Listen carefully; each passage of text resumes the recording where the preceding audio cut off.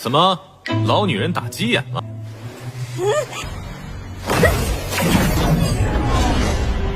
哼，简直预制！冲！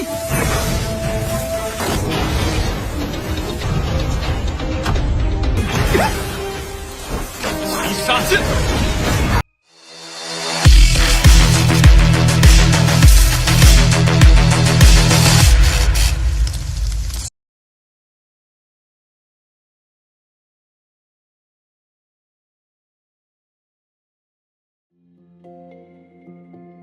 Halo semuanya, selamat datang di Ruang Sinema. Bagaimana kabar kalian semua? Semoga selalu sehat dan baik-baik saja.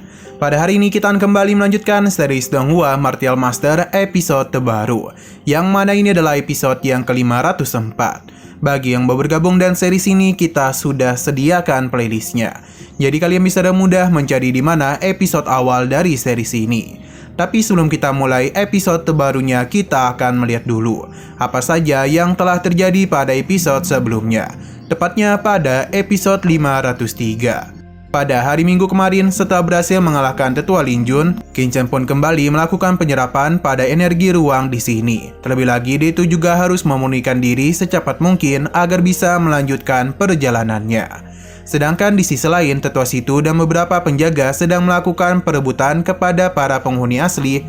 Sedangkan di sisi lain, Tetua Situ dan beberapa penjaga sedang melakukan perburuan kepada para penghuni asli dari alam Yukuno. Dengan menghabisi para monster itu, maka mereka bisa mendapatkan inti jiwa yang memiliki kekuatan ruang. Akan tetapi mereka semua dikejutkan oleh kabar kalau Tetua Lin Jun telah meninggoy. Tentu saja kabar ini tidaklah pernah disangka oleh siapapun, sebab Tetua Lin Jun sangatlah kuat. Kembali lagi kepada Qin Chen, ia benar-benar puas dengan cincin penyimpanan milik Lin Jun. Setelah semua itu, dia akan pergi ke sebuah tempat yang mana Qin Chen berencana untuk segera naik ke tingkat Martial Emperor. Tetapi di tengah perjalanannya, Qin Chen malah bertemu dengan seorang wanita yang berasal dari istana Piao Miao.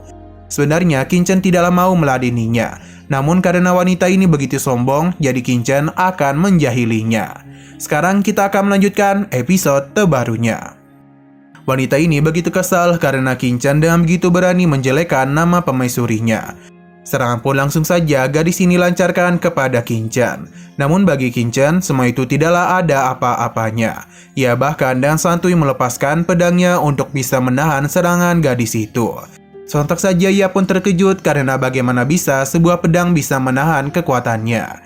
Tidak mau diremehkan, ia pun mencoba untuk meningkatkan serangannya. Tapi lagi dan lagi, Abang Qin Chen dapat menahan serangannya. Melihat mata lawannya berubah membuat gadis ini menjadi panik dan langsung saja membentuk sebuah ruang agar bisa membatasi pergerakan mereka. Tapi Qin Chen bergegas menghancurkan hal tersebut. Ini pun membuat gadis tadi terpental cukup jauh.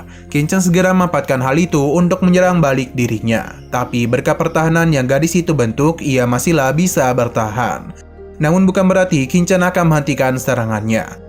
Karena lagi dan lagi, ia pun kembali melakukan penyerangan dan melakukan tebasan pedang tepat di arah belakang.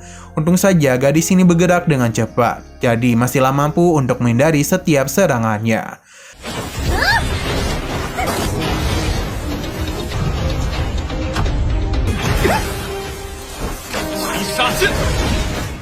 Tidak mau berdiam diri saja, gadis ini pun akan melancarkan serang balik kepada Qin Chen. Sebuah formasi pun dirinya ciptakan, yang tentu ini bukanlah serangan biasa, karena membentuk tangan yang begitu besar dan siap untuk menangkap Qin Chen. Qin Chen akan meladeni serangannya dan mengeluarkan pedang yang begitu besar, dan siap menghancurkan serangan tangannya itu. Apa yang terjadi membuat gadis ini kembali panik karena bagaimana bisa lawannya memiliki kekuatan yang begitu mengerikan. Bahkan ketika hendak berhadapan dengan pedang besar Qin Chen, gadis ini segera meningkatkan kekuatan dari serangannya. Karena jika tidak, semua itu akan hancur dalam sekejap. Dan benar saja, kekhawatiran wanita ini pun terjadi. Karena serangannya pun telah hancur dan hanya misalkan dirinya saja yang langsung digeprek oleh pedang besar itu. Getaran pun terjadi akibat serangan yang telah Qin Chen ciptakan.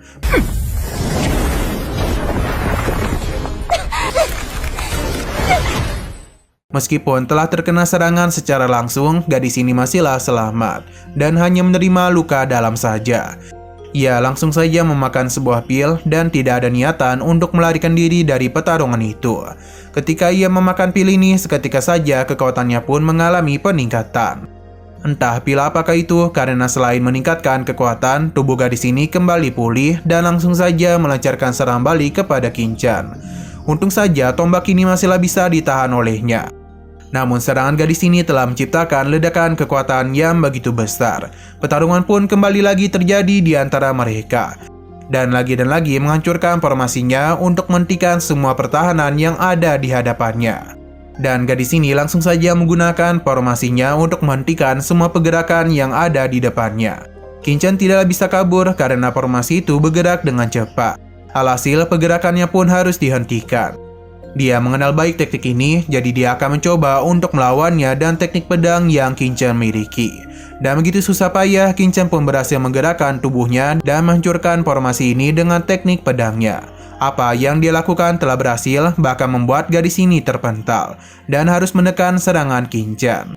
Ia tidak habis pikir bagaimana bisa seorang martial king tingkat menengah memiliki kekuatan sebesar itu.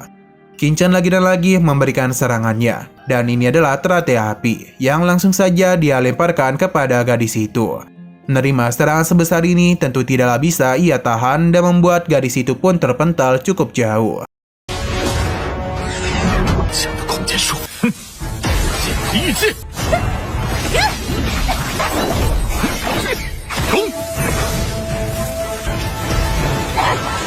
Ini membuat gadis tersebut menjadi begitu kewalahan, sedangkan Qingchen baik-baik saja. Bukan berhenti bertarung, gadis ini justru malah ingin kembali menantang Qingchen. Ia pun mempersiapkan serangan bernama garis darah bulan biru.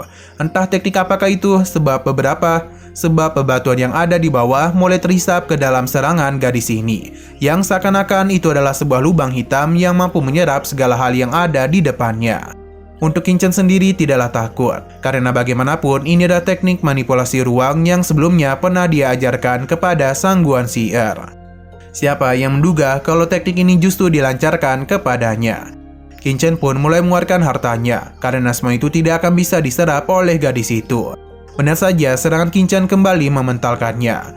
Ya, ini sangatlah wajar karena gadis ini telah menggunakan teknik tersebut kepada seseorang yang adalah pembuat teknik itu sendiri. Jadi sudah jelas Qingchen mengetahui di mana saja titik lemahnya.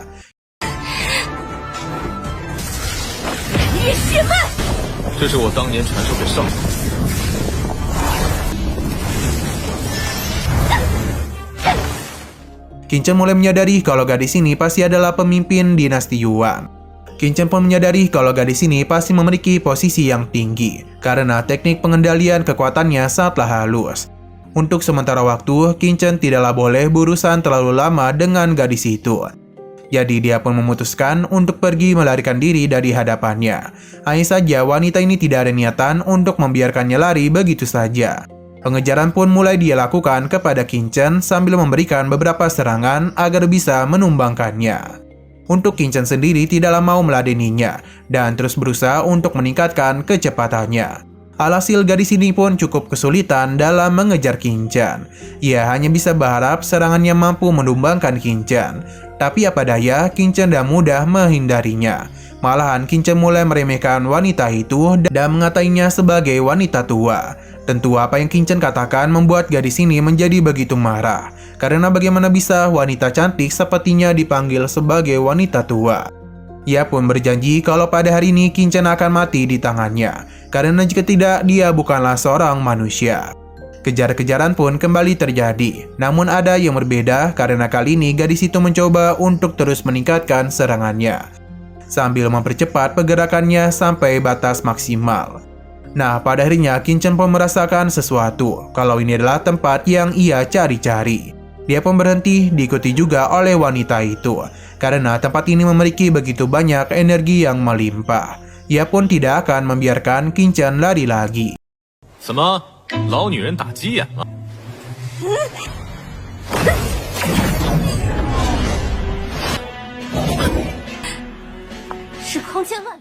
Nah, sayang sekali episode pada hari ini pun harus bersambung dulu. Namun sebelum kita akhiri, seperti biasa kita akan melihat preview bagian selanjutnya. Tetua ini sangatlah kesal kepada Lin Yi karena alasan Lin Jun bisa masuk ke dalam ngarai dalam inti alami kuno adalah permintaan dari dirinya.